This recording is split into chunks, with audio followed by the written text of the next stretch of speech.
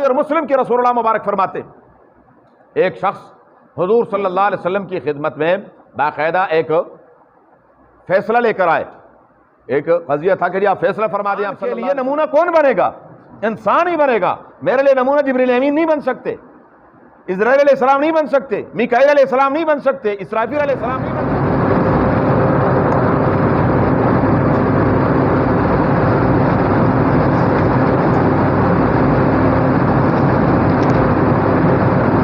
اعوذ باللہ من الشیطان الرجیم بسم اللہ الرحمن الرحیم ما كان لبشر ان يؤتيه الله الكتاب والحكم والنبوة ثم يقول للناس كونوا عبادا لي من دون الله ولكن كونوا ربانيين بما كنتم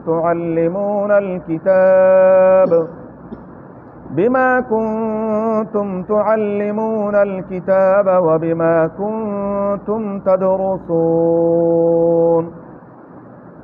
ما كان لبشر، نہیں ہے کسی انسان کے لیے یہ لائق، ان یؤتیہ اللہ الکتاب والحکم، کہ اللہ تعالیٰ اس کو کتاب عطا فرمائیں، ان کو حکم عطا فرمائیں، والنبوہ، اور نبوت سے سرفراز فرمائیں، ثم یقول، اور پھر وہ ان سے کہے، للناس، لوگوں سے، کونوا عبادا لی من دون اللہ، تم میرے بندے بن جاؤ اللہ کے سوا، ولیکن کونوا، بلکہ وہ یوں فرمائیں گے، کونوا ربانیین، ہو جاؤ اللہ والے، بما کنتم تعلمون الکتاب، کیونکہ تم کتاب کو کی تعلیم تم نے کتاب کو سمجھا ہے، وبما کنتم تدرسون، اور تم کتاب کو پڑھتے ہو. ما کان لبشر ان یؤتیہ اللہ الکتاب والحکم والنبوہ، سورہ آل عمران کی آیت نمبر 179 ہے، 180. گزشتہ آیات میں اللہ تبارک و تعالیٰ نے وفد نجران کا ذکر کیا تھا. نجران کے عیسائیوں کا ایک وفد مدینہ منورہ آیا، رسول اللہ صلی اللہ علیہ وآلہ وسلم کے ساتھ انہوں نے کئی دن تک بحث مباحثے کیے، اور پھر اسی وفد کے ساتھ رسول اللہ مبارک نے مباہلہ کیا، چیلنج دیا، اور چیلنج سے وہ بھاگ گئے. ایسے ہی ایک موقع پر وہ نجران کے عیسائی رسول اللہ مبارک سے مختلف سوالات کر رہے تھے، اور اللہ کے محبوب صلی اللہ علیہ وسلم ان کے ایک ایک سوال کا تسلی بخش جواب عطا فرما رہے تھے. تو یہود کا ایک عالم ابو رافع وہ بیٹھا ہوا تھا، تو وہ جل گیا اور جل بھن کر کہنے لگا کہ کیا آپ لوگوں کو اپنے بندے بنانے لگے ہیں، جیسے کہ عیسائیوں نے عیسیٰ علیہ السلام کو خود الہ و معبود بنا لیا ہے. وحدہ لا شریک نے آیت نازل فرمائی. رسول اللہ مبارک نے فرمایا کلا وحاشا، نہیں نہیں نہیں نہیں، ما کان لبشر ان یؤتیہ اللہ الکتاب والحکم والنبوہ. کسی انسان کے، بشر انسان کو کہتے ہیں، آدم علیہ السلام ابو البشر ہیں، تمام انسانوں کے سب سے پہلے جد امجد حضرت آدم علیہ السلام ہیں. اللہ تعالیٰ فرماتے ہیں وَإِذْ قَالَ رَبُّكَ لِلْمَلَائِكَةِ إِنِّي خَالِقٌ بَشَرًا مِّن طِينٍ. بشر، جب فرشتوں سے اللہ تعالیٰ نے فرمایا میں مٹی سے بشر بنانے والا ہوں، بشر پیدا کرنے، انسان پیدا کرنے والا ہوں، بشر انسان کو کہتے ہیں. ہم نے ایک عجیب و غریب مسئلہ پیدا کر لیا، اور یہ مسئلہ حقیقت میں یہ مشرکین کا ہے. مشرکین مکہ پیغمبر کو انسان نہیں مانتے. وہ کہتے ہیں کیسے ہو سکتا ہے کہ ایک انسان ہماری رہنمائی کرے؟ انسان ہمارا جیسا ایک انسان ہے اور وہ ہماری رہنمائی کرے گا. ہم نبی کریم صلی اللہ علیہ وسلم کی نبوت اور رسالت کو اس لیے تو وہ تسلیم نہیں کرتے تھے.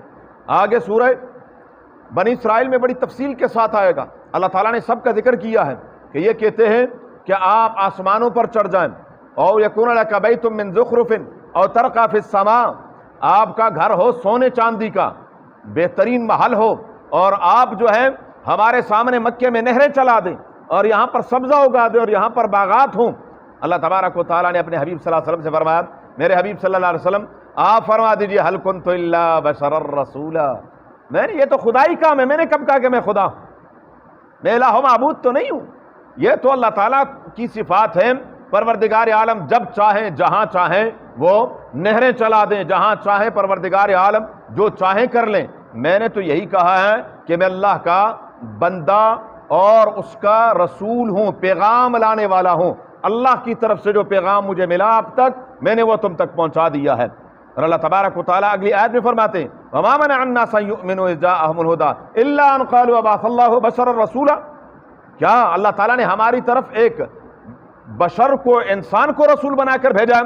آگے رب العالمین بڑے عجیب انداز میں فرماتے ہیں قل، آپ فرما دیجئے میرے حبیب صلی اللہ علیہ وسلم لو كان في الارض ملائكة يمشون مطمئنين لنزلنا عليهم من السماء ملكا رسولا، اس روئی زمین پر چلنے پھرنے والے اگر فرشتے ہوتے تو اللہ تعالیٰ ان کی رہنمائی کے لیے فرشتہ بھیجتے۔ جب رہنے والے ہی انسان ہیں تو انسانوں کی رہنمائی کون کرے گا؟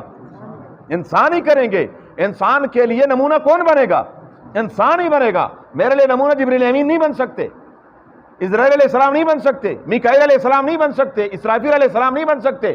کیوں؟ نہ وہ کھاتے ہیں، نہ پیتے ہیں، نہ وہ تھکتے ہیں، نہ وہ سوتے ہیں، نہ جاگتے ہیں، نہ ان کی بیویاں ہیں، نہ ان کے بچے ہیں، نہ ان کے ماں باپ ہیں، نہ ان کا خاندان ہے۔ میرے یہ تمام امور میں میرے لیے نمونہ کون بنیں گے؟ انسان بنیں گے۔ نبی کریم صلی اللہ علیہ وسلم کا خاندان ہے؟ بولو بولو بولو، خاندان ہے؟ الحمدللہ ہے۔ رسول اللہ مبارک کے والدین کریمین ہیں؟ نبی کریم صلی اللہ علیہ وسلم نے ایک نہیں، حضور صلی اللہ علیہ وسلم نے 11 شادیاں کی۔ نبی کریم صلی اللہ علیہ وسلم کی 4 بیٹیاں ہیں۔ نبی کریم صلی اللہ علیہ وسلم کے 3 بیٹے تھے۔ حضور صلی اللہ علیہ وآلہ وسلم کو تکلیف، غم سب پہنچا۔ نبی کریم صلی اللہ علیہ وسلم کو باقاعدہ بخار ہوا، رسول اللہ مبارک کے پاؤں میں موچ آئی، نبی کریم صلی اللہ علیہ وسلم کے دندان مبارک شہید ہوئے۔ یہ سب کس کے؟ اب میں بیمار ہوں گا، میرے لیے نمونہ موجود ہے، میرا خاندان ہے، میرے لیے نمونہ موجود ہے، میرے بچے ہیں، میرے لیے نمونہ موجود ہے۔ تو رسول اللہ صلی اللہ علیہ وآلہ وسلم، ام المومنین سے اما عائشہ سے ایک شخص نے پوچھا کہ نبی کریم صلی اللہ علیہ وسلم کی جو خانگی زندگی تھی، گھریلو، وہ کیسی تھی؟ رسول اللہ مبارک کی گھریلو زندگی، اللہ، یہ بہت بڑا کمال ہے۔ کمال گھریلو زندگی ہے۔ باہر تو آدمی پتہ نہیں کیا کچھ، پتہ گھر سے چلتا کہ گھر حضرت صاحب کیا ہے۔